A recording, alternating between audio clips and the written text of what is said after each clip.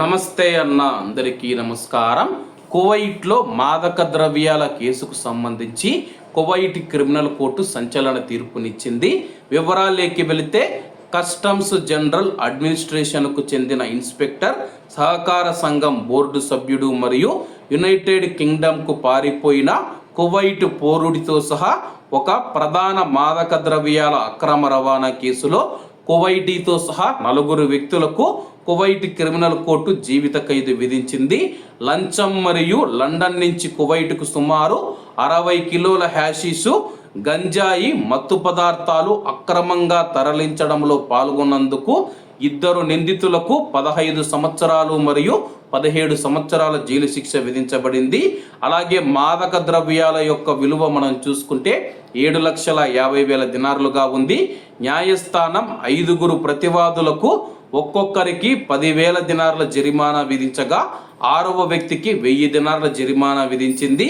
వీరంతా మాదక ద్రవ్యాల అక్రమ రవాణా, నిషేధిత వస్తువులు కువైట్ దేశంలోకి తరలించడం, కువైట్ చట్టాన్ని ఉల్లంఘించి కస్టమ్స్ సుంకాలను ఎగవేసినందుకు దోషులుగా తేలింది.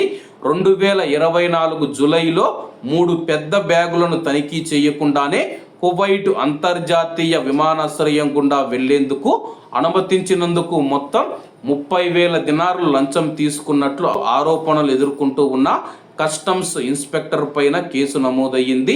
అతను ప్రతి బ్యాగుకు 10,000 దినార్లు లంచం తీసుకున్నాడు. అలాగే నిందితుడు నేరాన్ని కూడా అంగీకరించారు. మాదక ద్రవ్యాల నియంత్రణ విభాగానికి అందిన సమాచారం మేరకు నిందితులను అదుపులోకి తీసుకున్నారు. స్మగ్లింగ్ చేసిన బ్యాగులను ఆల్ హజాన్ ప్రాంతంలోని ఒంటెల దొడ్డు ఏదైతే ఉందో ఒంటెల దొడ్డులో అయితే ఒంటెల పాకలో అయితే దాచిపెట్టడం జరిగింది. వాటినంటిని స్వాధీనం చేసుకొని నిందితులను కూడా అదుపులోకి తీసుకోవడం జరిగింది.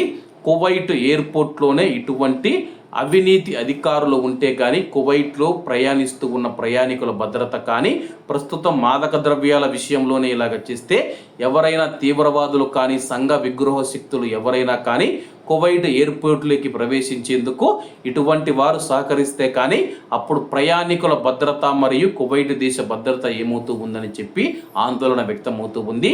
ఇటువంటి వాటిని ఉపేక్షించేది లేదని చెప్పేసి కువైట్ క్రిమినల్ కోర్టు తెలిపింది. కాబట్టి అందరూ బాగుండాలి, అందులో మనం ఉండాలి. అందరికీ నమస్తే అన్న, జై హింద్.